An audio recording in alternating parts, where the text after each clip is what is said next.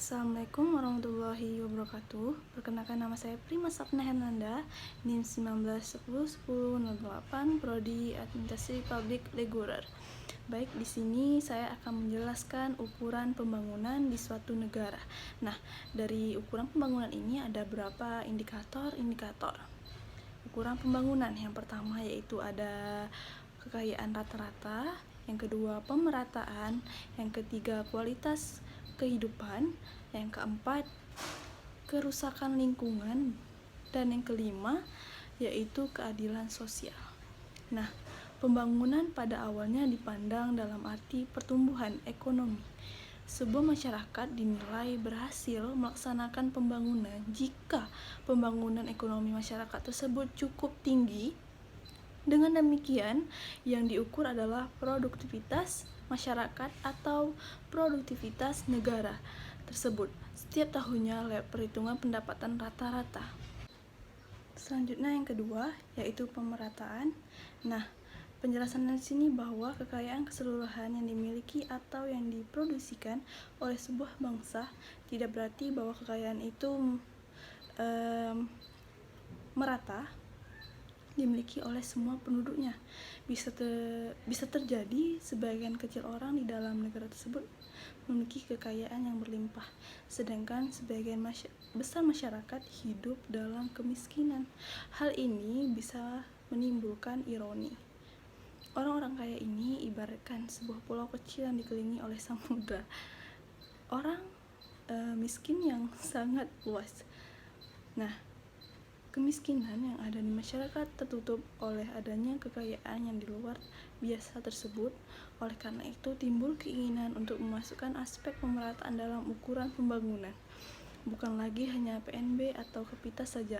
Pemerataan ini secara sederhana diukur dengan melihat beberapa persen dari PNB yang diraih.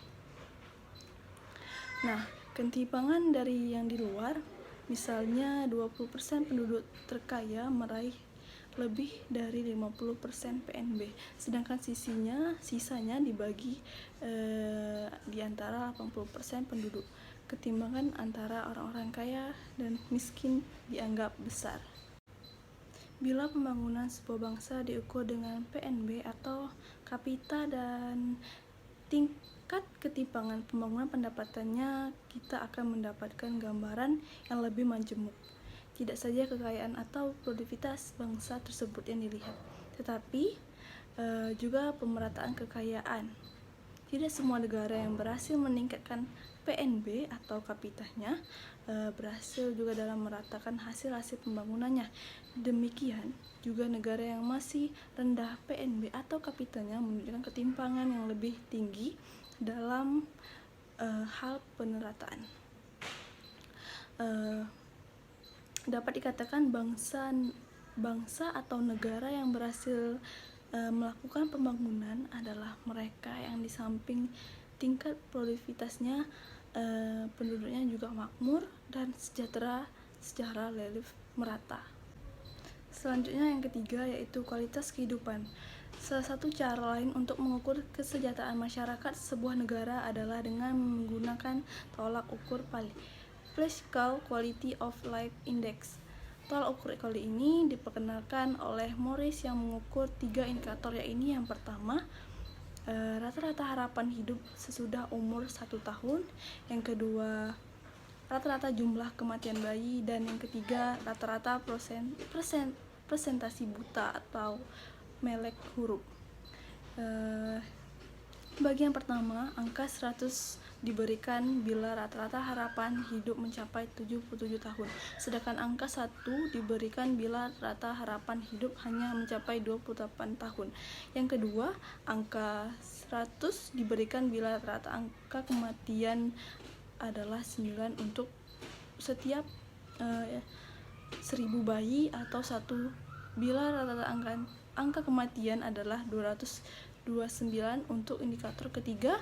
Angka 100 diberikan bila rata-rata presentasi melek aksara mencapai 100%. Angka 0 diberi bila tidak ada yang melek, yakni harapan hidup, kematian bayi, atau melek aksara menjadi angka paling yang besar antara 0 sampai 100. Atas dasar ini dapat disusun di sebuah daftar urut dari negara-negara sesuai dengan presentasi palingnya.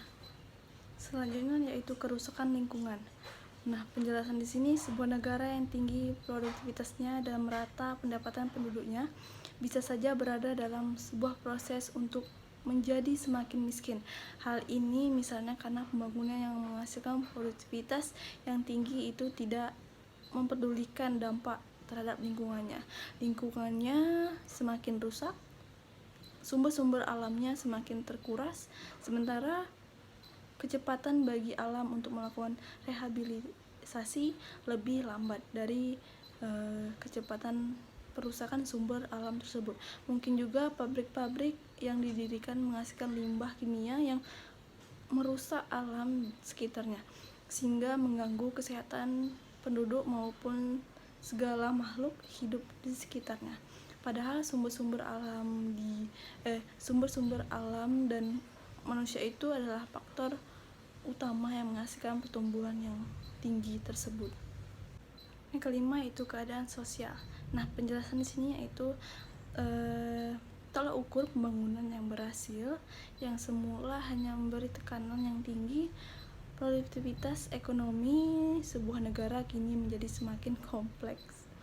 Dua faktor baru yang ditambahkan pada pembahasan di atas, yaitu faktor keadilan sosial dan faktor lingkungan, berfungsi untuk melestarikan pembangunan ini supaya bisa berlangsung terus secara kesinambungan. Sebenarnya faktor keadilan sosial dan faktor lingkungan saling berkaitan erat. Yang pertama, keadilan sosial bukanlah faktor yang dimasukkan atas dasar pertimbangan moral, yaitu demi keadilan saja. Tetapi faktor ini berkaitan dengan kelestarian pembangunan juga. Bila terjadi kesenjangan yang terlalu mencolok antara orang-orang kaya dan miskin, masyarakat yang bersangkutan menjadi rawan secara politis. Demikian penjelasan dari saya. Terlebih kurang saya mohon maaf. Wabillahi taufiq hidayah. Wassalamualaikum warahmatullahi wabarakatuh.